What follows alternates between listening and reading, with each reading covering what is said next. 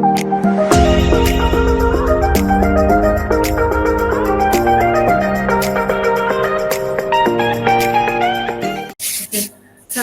warahmatullahi wabarakatuh. Assalamualaikum warahmatullahi wabarakatuh.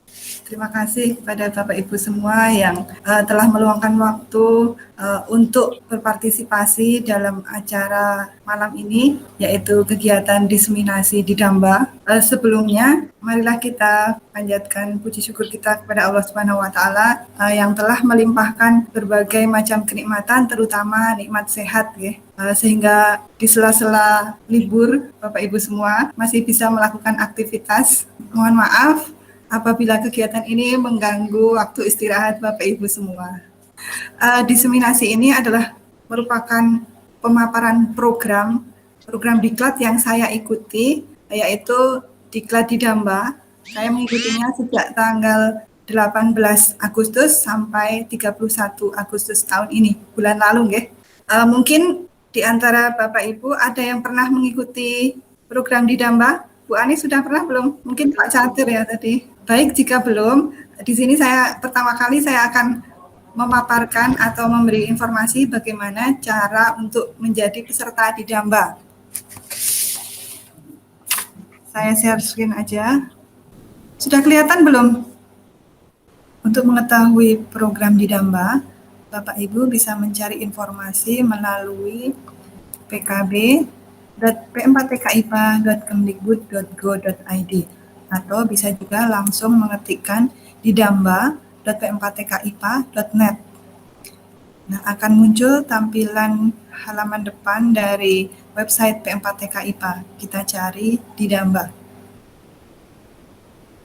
Nah, kita klik di Damba.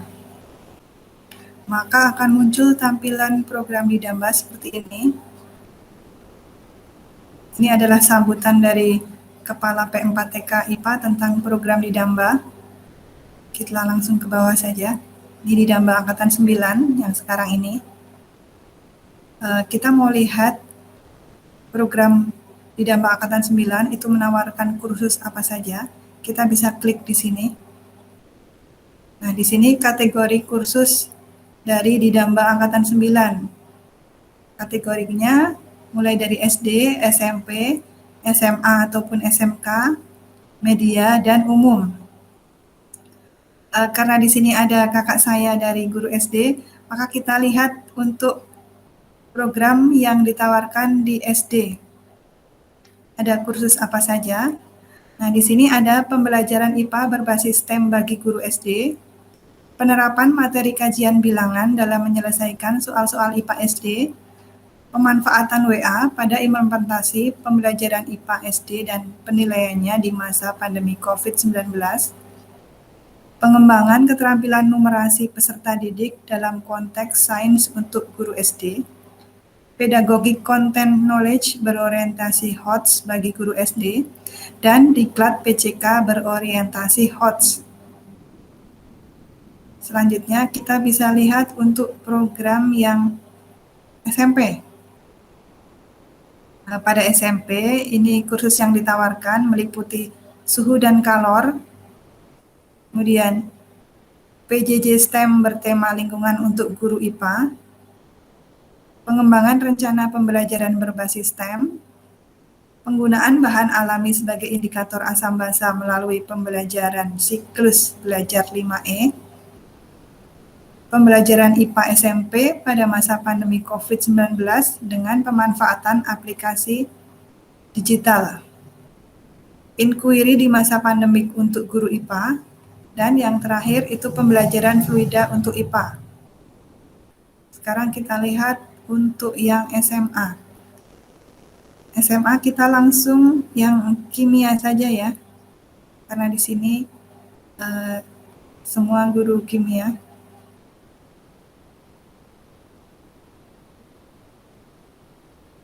Ini ada dua, yaitu misi luar angkasa dan pembelajaran sistem koloid berbasis STEM. Nah, di sini saya memilih kategori kursus pembelajaran sistem koloid berbasis STEM. Selanjutnya kita lihat yang media. Untuk media, kursus yang ditawarkan meliputi pemanfaatan whiteboard animation dalam pembelajaran IPA, penggunaan media pembelajaran PET pada materi energi SD dan SMP, pemanfaatan teknologi media digital dalam pembelajaran IPA berbasis computational thinking, media pembelajaran tata surya, dan yang terakhir media interaktif untuk pembelajaran sains SD. Sekarang kita lihat yang kategori umum. Pada kategori umum, kursusnya meliputi analisis dan penyusunan soal pilihan ganda berbasis kompetensi ilmiah, keterampilan komunikasi siswa berbasis keterampilan proses IPA, pendidikan kesehatan reproduksi remaja, dan desain pembelajaran flipped classroom dengan Moodle. Nah, itu tadi Bapak Ibu kursus yang ditawarkan pada Didamba Angkatan 9. Jadi kita bisa pilih salah satu sesuai yang kita inginkan. Gitu nggih. Kemudian login di sini. Nah, di sini kita akan membuat akun Didamba. Bisa juga untuk membuat akun Didamba itu melalui teman IPA.p4tkipa.net. Nah, di sini saya sudah bisa langsung masuk karena sudah mempunyai akun Didamba. Begitu nggih Bapak Ibu? Itu tadi langkah-langkah untuk menjadi peserta program Didamba P4TK IPA. Selanjutnya saya akan menyampaikan tentang apa itu Didamba dari P4TK IPA. Sambil saya share PPT nggih. Ya, diseminasi Didamba ini adalah tentang apa itu program Didamba dan apa saja yang ada di dalamnya, kegiatannya apa saja, itu nanti satu persatu saya sampaikan. Yang pertama, apa itu Didamba? Didamba itu adalah akronim dari Diklat, Daring, Masif, dan Terbuka, atau sering disebut dengan MOOC, yaitu Massive Open Online Course. Adidamba itu merupakan program unggulan P4TK IPA berupa diklat yang diselenggarakan secara daring full, masif, dan bersifat terbuka yang dapat diikuti sejumlah besar peserta dengan cara mengakses website P4TK IPA. Didamba itu membuka peluang bagi PTK IPA, pendidik dan tenaga kependidikan IPA, yang ingin meningkatkan profesionalismenya. Nah, di sini saya tegaskan ini tidak hanya untuk PTK IPA nggih. Tadi pada program diklat itu ada kelas kategori SD, SMP, SMA atau SMK, media dan umum. Kelebihan dari Didamba ini dapat dijangkau hanya dengan memanfaatkan fasilitas internet dan dapat dikerjakan kapanpun dan dimanapun. Program Didamba itu juga menyediakan forum diskusi yang interaktif yang memungkinkan terjadinya interaksi antara peserta dan pengajar maupun antar peserta diklat. Tujuan Didamba Angkatan 9 itu ada 2, tujuan umum dan tujuan khusus. Tujuan umumnya itu meningkatkan kemampuan PTK IPA dalam melaksanakan tugasnya melalui peningkatan kompetensi serta memiliki performa sebagai pendidik dan pemimpin bagi peserta didik dan warga sekolah. Untuk tujuan khusus, memperluas akses pendidikan dan pelatihan PTK IPA secara berkeadilan dan inklusif, serta meningkatkan kompetensi profesional dan pedagogik PTK IPA. Sasaran program Didamba itu adalah pendidik dan tenaga kependidikan IPA jenjang SD, SMP, SMA, dan SMK, serta komunitas KKG atau MGMP dari seluruh kabupaten atau kota di Indonesia di lingkungan Kemendikbud yang telah mendaftar dan memiliki akun Didamba P4TK IPA. Pengajar pada program Didamba itu adalah Widya Iswara dan Pengembang Teknologi Pembelajaran atau PTP P4TK IPA. Pola pelaksanaan pada program Didamba itu ada dua. Yang pertama, pelaksanaan pendalaman materi selama 12 hari mempelajari secara daring setara 36 jam pelatihan dengan asumsi pembelajaran 3 jam pelatihan per hari.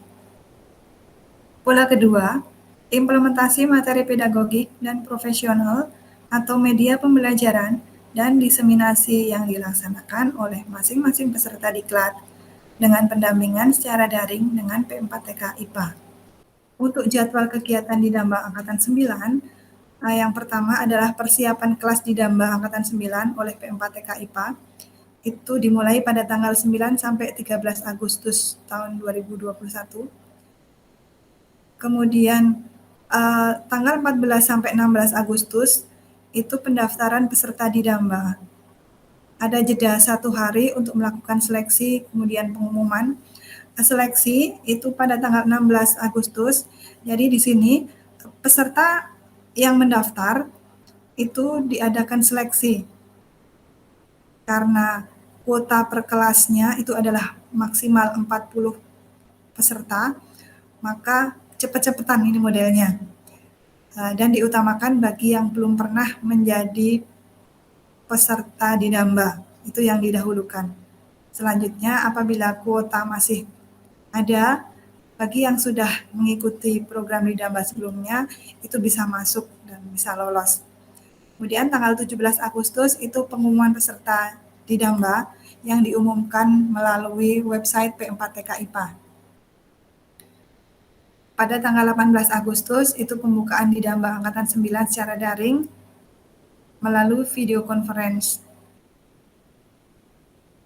Lalu tanggal 18 sampai 31 Agustus itu pembelajaran Didamba Angkatan 9. Nah, di sini berlangsung selama 12 hari.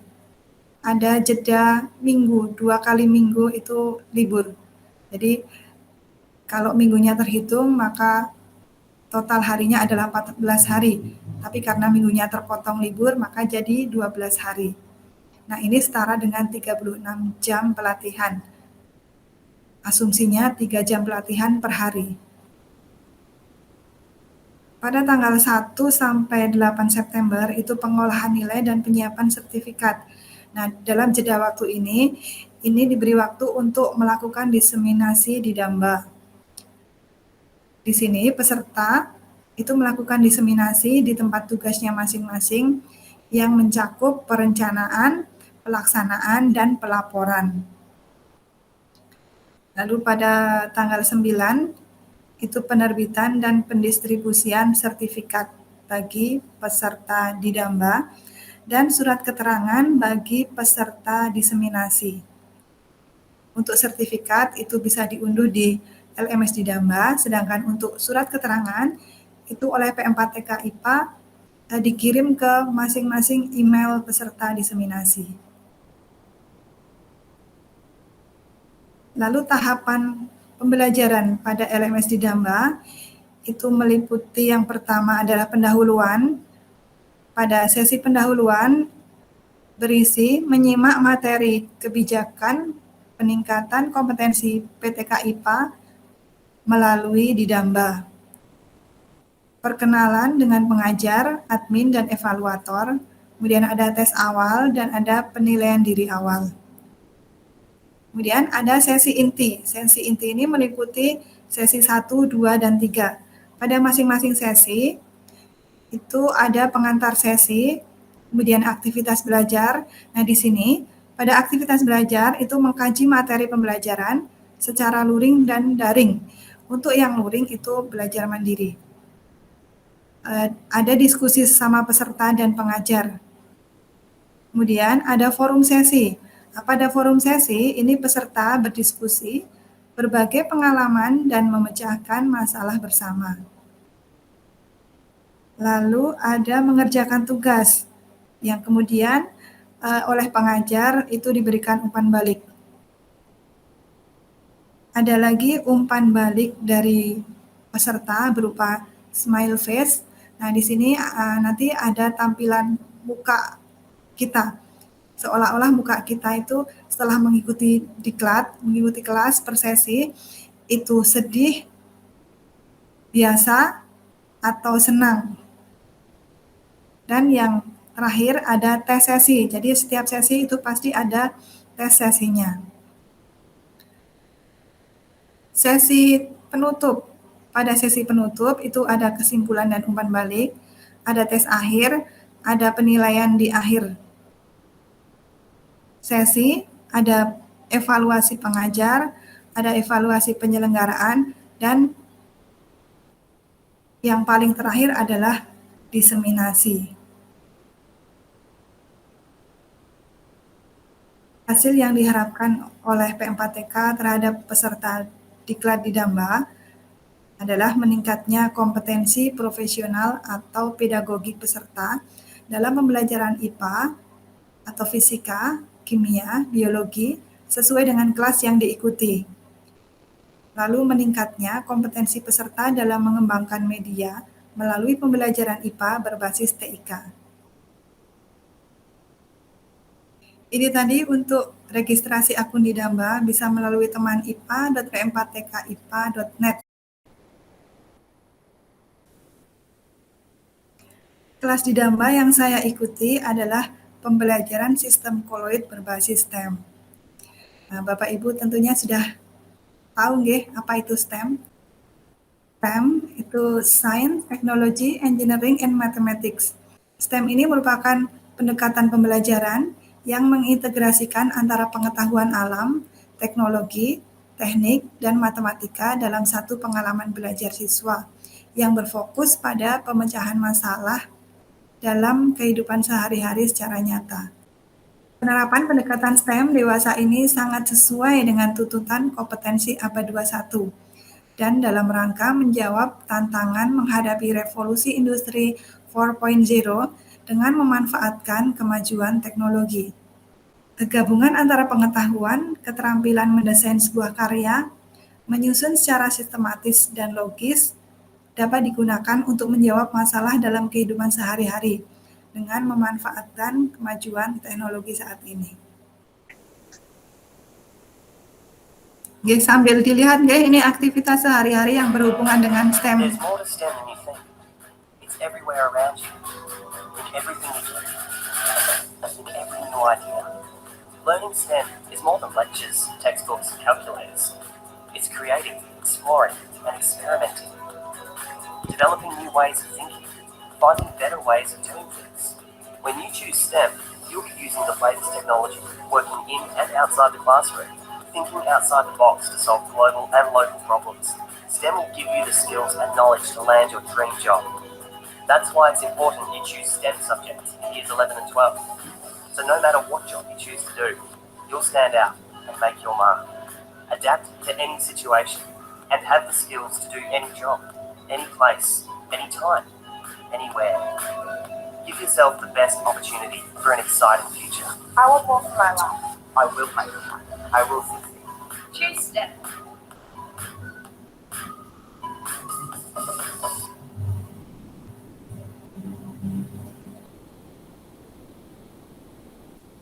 Oke, jadi itu tadi banyak sekali aktivitas dalam kehidupan sehari-hari yang berhubungan dengan STEM. Pendekatan STEM ini tidak memiliki langkah-langkah atau sintak karena bukan model pembelajaran. Tetapi STEM ini merupakan pendekatan seperti halnya dengan pendekatan saintifik yang tidak ada langkah-langkah kerjanya tetapi menggunakan pola-pola. Pada saintifik itu menggunakan pola 5M yang meliputi mengamati, menanya, mengumpulkan informasi, kemudian mengasosiasi, dan mengkomunikasikan. Jadi STEM juga seperti itu. Jadi STEM itu menggunakan pola-pola, tidak menggunakan sintak. Ya. Kemudian pada sesi 3 itu ada penugasan dari fasilitator bagi masing-masing peserta di Damba. Nah, untuk kelas saya itu ada penugasan meliputi perencanaan pembelajaran yang berbasis STEM, nggih. Jadi setelah ada tugas tersebut, maka masing-masing peserta melakukan perencanaan, kemudian pelaksanaan. Nah, pada saat pelaksanaan ini didokumentasikan berupa foto ataupun video, lalu diupload di YouTube channel masing-masing, kemudian dilaporkan kepada fasilitator. Nah, ini tugas saya upload di sini. Sebentar, saya iklan sebentar. Nah, ini sekilas tugas saya tampilkan sedikit saja.